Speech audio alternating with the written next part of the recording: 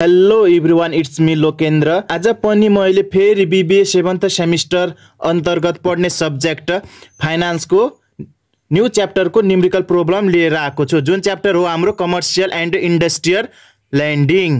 योभन्दा अघिल्लो क्लासेसमा हामीले रियल इस्टेट एन्ड कन्ज्युमर ल्यान्डिङसँग रिलेटेड न्युमेरिकल प्रब्लम हेरेका थियौँ, जुन हाम्रो अलग्गै च्याप्टर हो। अनि कमर्सियल एन्ड इन्डस्ट्रियल ल्यान्डिङ यो हाम्रो अलग्गै च्याप्टर हो। Real estate and consumer landing chapter अन्तर्गत हामीहरूले कन्ज्युमरले आफ्नो पर्सनल लाइफस्टाइल मेन्टेन गर्नको लागि लिने लोन चाहिँ हाम्रो real estate and consumer landing अन्तर्गत पर्छ भनेका थियौँ। जस्तै हाउस लोन भइहाल्यो, अनि त्यसै गरी कार लोन इत्यादि लोन ल्याउँछ नि, त्यो चाहिँ हाम्रो real estate and consumer landing अन्तर्गत पर्छ।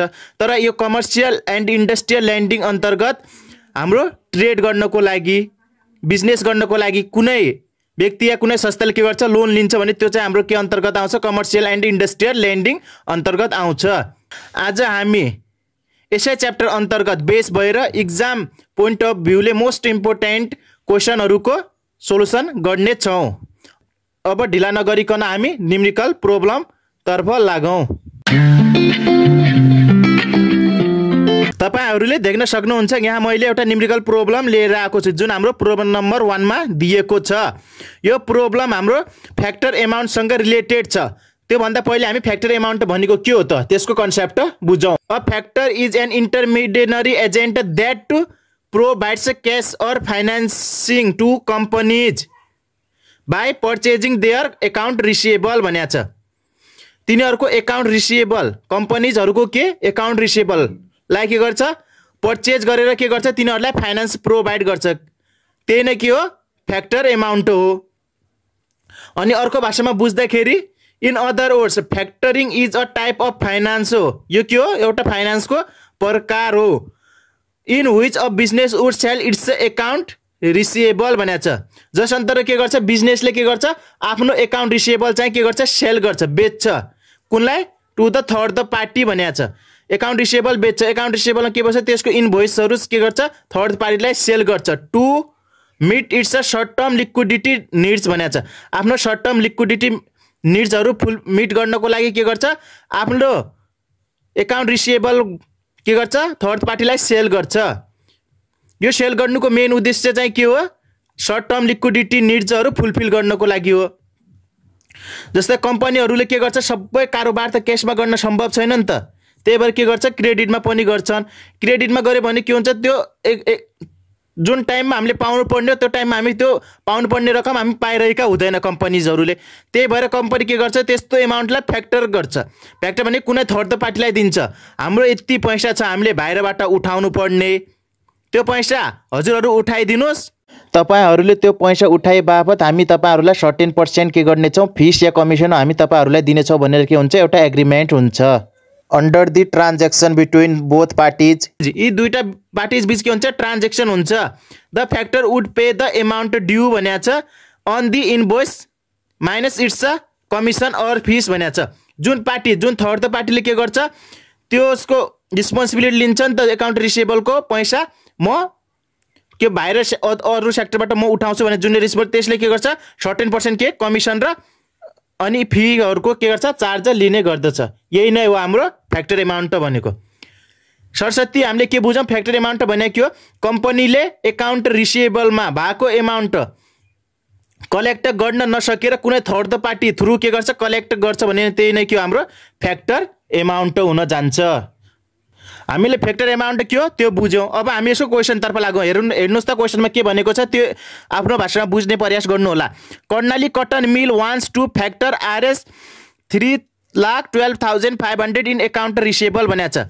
कतिको फ्याक्टर गर्न खोजिरहेको छ, 3,12,500, जुन चाहिँ त्यसको के हो, एकाउन्ट रिसिएबल पाउनु पर्ने रकम हो। The Northern bank willing to factor 80% of that amount.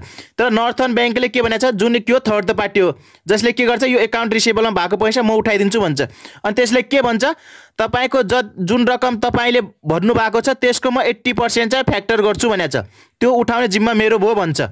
नर्थर्न charge a 3% commission भनेको छ।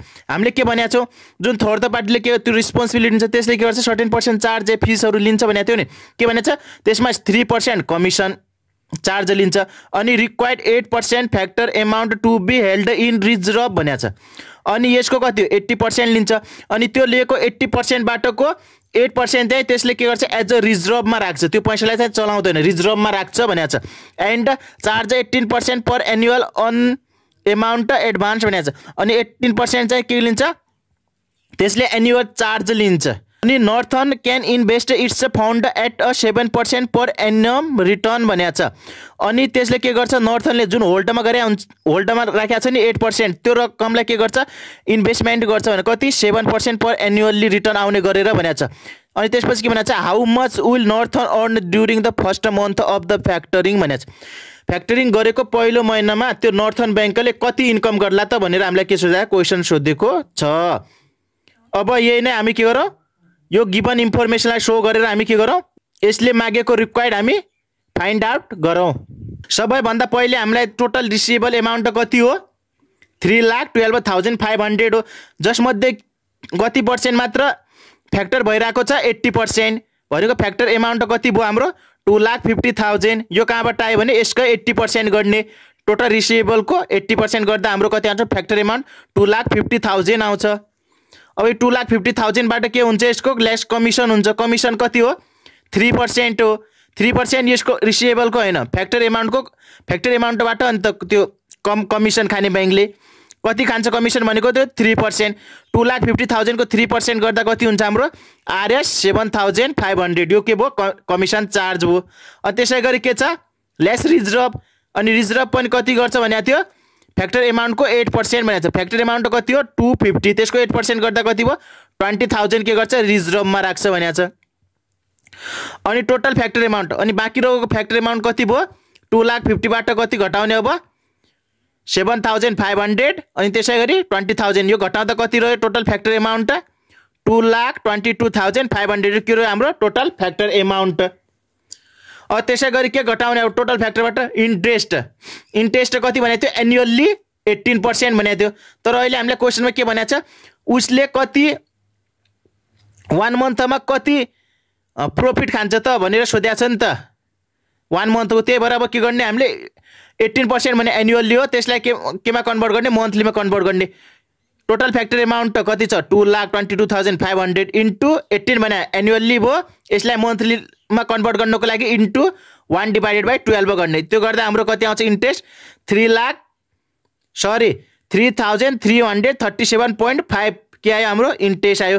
अब टोटल फ्याक्टरबाट हामीले इन्ट्रेस्ट घटाउँदा टोटल एमाउन्ट रिसिभ्ड आरएस कति छ 2,15,162.5। यो चाहिँ कसले पाउँछ जुन कम्पनीले फ्याक्टर गर्न लगाएको थियो नि त्यो कम्पनी के गर्छ यो एमाउन्ट रिसिभ गर्छ। तर अहिले हामीलाई के हो कम्पनीको सोधे हैन नि त, बैंकले फर्स्ट मन्थमा कति अर्न गर्छ त त्यो हामीलाई क्वेसनले सोधेको। अब त्यो हेरौँ कति अर्न गर्छ त। अब नाउ टोटल एमाउन्ट सेभ्ड, त्यो बैंकले कति एमाउन्ट सेभ गर्छ त भनेको छ।